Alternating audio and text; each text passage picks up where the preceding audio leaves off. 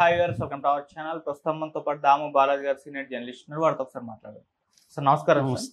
Sir, ఉగ్రదాడికి సంబంధించి కొంతమంది టెర్రరిస్టులు నిన్న పట్టుకున్నట్టుగా వార్తలు వస్తున్నాయి. మరి ఇప్పటి వరకు ఎంతమందిని పట్టుకున్నారు, అలాగే వీళ్ళకి చాలా మంది స్లీపర్ సెల్స్ హెల్ప్ చేస్తున్నారని, వాళ్ళని కూడా పట్టుకునే ప్రయత్నం చేస్తున్నారని కూడా తెలుస్తుంది. అసలు ఎవరి స్లీపర్ సెల్స్, వీళ్ళు టెర్రరిస్టులకు ఏ విధంగా ఉపయోగపడతారు సార్? నిన్న పాకిస్తాన్లో ఒక కాశ్మీర్లో ఒక విజువల్ వైరల్ అయింది. అదేంటంటే ఒక నదిలో దూకుతున్న ఒక టెర్రరిస్టు ఆ తర్వాత నదిలో కొట్టుకుపోయి అతని శవం దొరకడం, ఈ విజువల్ మనకి దేశవ్యాప్తంగా వైరల్ అయింది. దీంతో అసలు కాశ్మీర్లో ఏం జరుగుతుంది, స్లీపర్ సెల్ ఇతని పేరు ఇంతియాజ్ మహమ్మద్ మాగ్రే అని చెప్తున్నారు, 23 ఏళ్ల కుర్రవాడు.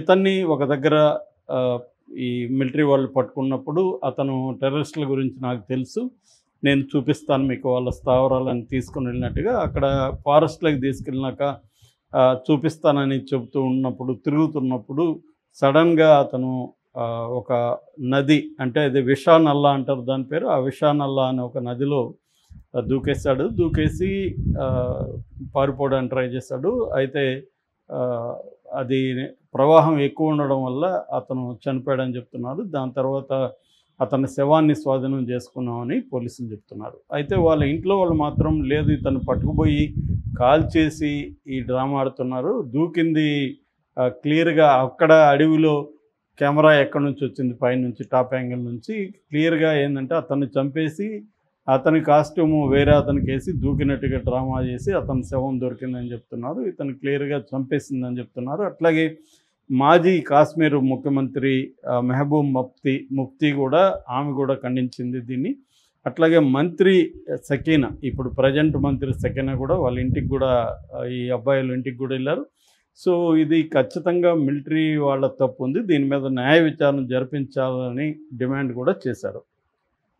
అయితే ఇక్కడ అసలు చర్చలోకి ఏమొస్తుందంటే స్లీపర్ సెల్ ఎవరు, స్లీపర్ సెల్ అంటే ఏంటి, అసలు నాకు టెర్రరిస్టులకి ఏ రకాల ఆర్గనైజేషన్స్ ఉంటాయి అన్న ఒక చర్చ ఇప్పుడు మొదలైంది. సో మామూలుగా టెర్రరిస్టులకి పాకిస్తాన్లో పాక్ ఆక్రమిత కాశ్మీర్ అంటారు, POK, పాక్ ఆక్యుపైడ్ కాశ్మీరు, తర్వాత వెస్ట్రన్ పాకిస్తాన్, ఈ రెండు ఏరియాలో దాదాపు ఒక 50 నుంచి 60 దాకా ట్రైనింగ్ క్యాంప్స్ ఉంటాయి.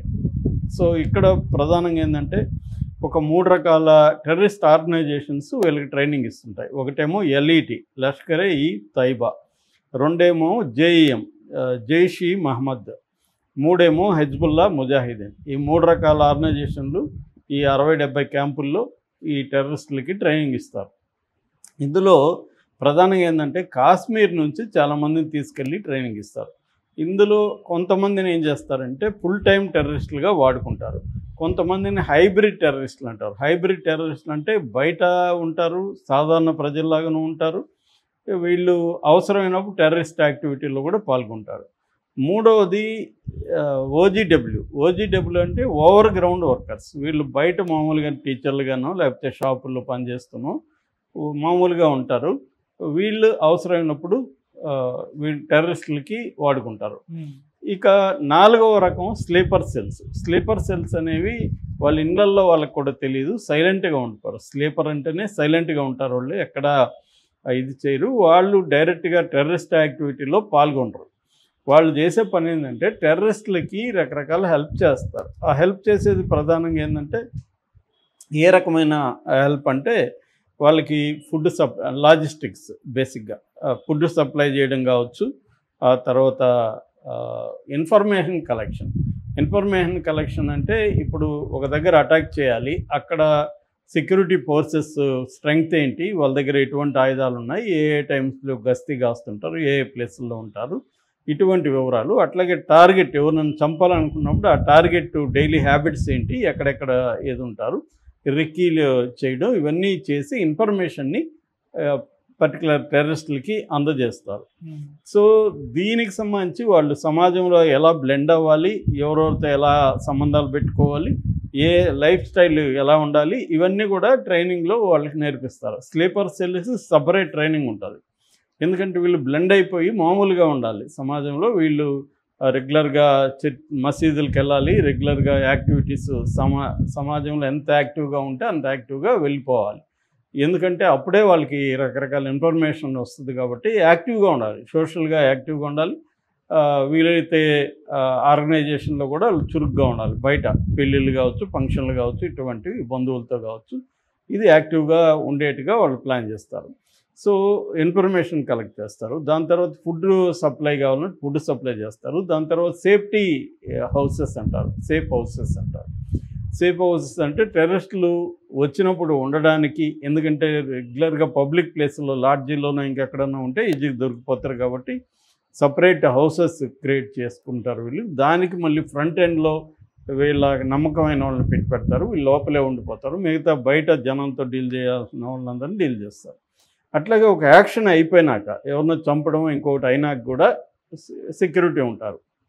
మామూలుగా మిలిటరీ కానీ పోలీసులు కానీ ఏం చేస్తారు, ఈ మెయిన్ పబ్లిక్ ప్లేసుల్లో వెతకడం, లేకపోతే హైవేలలో రూట్లలో చూడడం, బస్ స్టాండ్లు, రైల్వే స్టేషన్, ఎయిర్పోర్ట్లో చూడడం, ఈ జనరల్గా చేస్తుంటారు. కానీ ఇప్పుడు వచ్చి మన ఆఫీస్ పక్కనే ఫర్ ఎగ్జాంపుల్ రూమ్ తీసుకొని ఉన్నారనుకో, మన ఎవరో ఆఫీస్ ఉందేమో అనుకుంటాం. ఆఫీస్ అనేది సేఫ్ హౌస్. ఫర్ ఎగ్జాంపుల్ బయటికి ఫ్రంట్లో ఆఫీస్ లాగా ఉంటుంది, వెనక వీళ్ళు ఉంటారు. సో ఎవరికీ అర్థం కాదు. కాబట్టి ఇలాంటివన్నీ కొత్త వ్యక్తులు వస్తే జనరల్గా డౌట్ వస్తుంది. కాబట్టి ఆల్రెడీ ఉన్న వాళ్ళ దగ్గరికి బంధువులాగా వీళ్ళు వచ్చినప్పుడు తెలియదు అనమాట, బంధువులను ఫ్రెండ్లోనో వీళ్ళని దాచిపెట్టడం అనేది చేస్తారు. సో స్లీపర్ సెల్ అనేది వెరీ ఇంపార్టెంట్. అయితే ఒక్కొక్కసారి క్రైసిస్ వచ్చినప్పుడు, ఇప్పుడు యుద్ధం వస్తుంది ఫర్ ఎగ్జాంపుల్ పాకిస్తాన్కి, మనకి ఈ స్లీపర్ సెల్ని వాళ్ళు యాక్టివేట్ చేస్తారు. ఒక్కోసారి స్లీపర్ సెల్ అవసరమైతే డైరెక్ట్గా రంగంలోకి దిగాల్సి ఉంటుంది, వీళ్ళే అటాక్స్ చేయాల్సి ఉంటుంది, వీళ్ళే బాంబులు పేల్చాల్సి ఉంటుంది. ఇవన్నిటికి కూడా వీళ్ళకి ట్రైనింగ్ ఉంటుంది. స్లీపర్ సెల్కి రెగ్యులర్ టెర్రరిస్టులకు ఇచ్చే ట్రైనింగ్ ఇస్తారు. దాంతోపాటు మెయిన్గా సమాజంలో ఎలా బ్లెండ్ అయిపోవాలి, ఎలా ఇలా చేయాలి, ఇవన్నీ చూస్తారన్నమాట. అంటే మెడిసిన్స్ లాంటివి కూడా అవసరమైతే సప్లై చేస్తారు. అంటే లాజిస్టికల్ సపోర్టు, ఇన్ఫర్మేషను, తర్వాత సేఫ్ హౌస్ ప్రొవైడ్ చేయడం, దాని తర్వాత ఏదన్నా అవసరమైనప్పుడు అత్యవసర పరిస్థితుల్లో వీళ్ళే కూడా యాక్టివ్గా పార్టిసిపేట్ చేయడం. సో ఈ అన్ని రకాల ఒక రకంగా ఆల్రౌండింగ్ క్యాపబిలిటీస్ని వీళ్ళకి ఇస్తారన్నమాట. ఇలాంటి స్లీపర్ సెల్స్ మీద ఇప్పుడు అటాక్ చేస్తున్నారు. ఎందుకంటే పహల్గామ్లో 4 మనకి గ్రౌండ్లో పాల్గొన్నారు, కానీ వాళ్ళ వెనక ఒక 5-6 మంది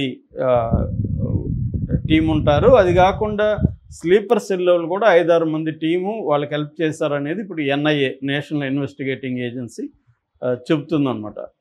సో వీళ్ళ స్లీపర్ సెల్ని పట్టుకుంటే కాంటాక్ట్స్ దొరికే అవకాశం ఉంది. ఎందుకంటే వీళ్ళకి కమ్యూనికేషన్ కూడా అడ్వాన్స్డ్ కమ్యూనికేషన్స్ సిస్టమ్స్ ఏర్పాటు చేస్తారు. బేసిక్గా ఏంటంటే కమ్యూనికేషన్ ఎలా వాడాలో కూడా వీళ్ళకి ట్రైనింగ్ ఇస్తారు. ఎటువంటి యాప్స్ వాడాలి, ఫర్ ఎగ్జాంపుల్ BBM యాప్ ఎక్కువగా వాడుతున్నామని స్లీపర్ సెల్లో గతంలో పనిచేసిన ఒక మెంబరు మీడియాకి చెప్పాడు. BBM అంటే బ్లాక్బెర్రీ మెసెంజర్ అనమాట. బ్లాక్బెర్రీ మెసెంజర్ని ఎక్కువ వాడుతున్నారు. ఎందుకంటే ఫస్ట్లో వాళ్ళు ఫేస్బుక్లో వాడేవాళ్ళు, ఫేస్బుక్ను కూడా వీళ్ళు ట్రాక్ చేయడం మొదలుపెట్టారు. సో దాని తర్వాత BBMలకు వచ్చారు. ఇప్పుడు ఏంటంటే China manufactured satellite phones encrypted messages ఉంటాయి. వీళ్ళు కోడ్ లాంగ్వేజ్లోనే వీళ్ళందరూ కూడా మాట్లాడుకుంటారు. ఈవెన్ ఇదంతా కూడా కొంత మావోయిస్టులకు కూడా వర్తిస్తుంది. ఫర్ ఎగ్జాంపుల్ మావోయిస్టులు గన్నుని పుస్తకం అని, బుల్లెట్లని ట్యాబ్లెట్స్ అని అంటారు. నాకు 2 పుస్తకాలు కొన్ని ట్యాబ్లెట్స్ పంపించంటే 2 గన్స్ బుల్లెట్స్ పంపించమని అర్థం అనమాట. బయటికి చూసేదని వీళ్ళు చదువుకోవడానికి పుస్తకాలు అడుగుతున్నారు, వీళ్ళకి హెల్త్ ఇష్యూస్ ఉన్నాయి, ట్యాబ్లెట్లు అడుగుతున్నారు అనుకుంటాం. సో అలాగా ప్రతిదానికి కోడ్ లాంగ్వేజ్ ఉంటుంది. ఆ కోడ్ లాంగ్వేజ్ని బట్టి వీళ్ళు యాక్టివిటీస్ మొదలు పెడతారు. సో ఈ కోడ్ లాంగ్వేజ్ కూడా ఎప్పటికప్పుడు మార్చేస్తారు. ఎవరన్నా దొరికినప్పుడు ఈ కోడ్ లాంగ్వేజ్ వాళ్ళకి చెప్పేస్తారు కాబట్టి పోలీసులకి, వాళ్ళు దొరికిన తర్వాత మళ్ళీ మార్చేస్తారు. కోడ్ వర్డ్స్, కోడ్ లాంగ్వేజ్ ఇవన్నీ కూడా మార్చేస్తారు. సో స్లీపర్ సెల్ అనేది వెరీ వెరీ ఇంపార్టెంట్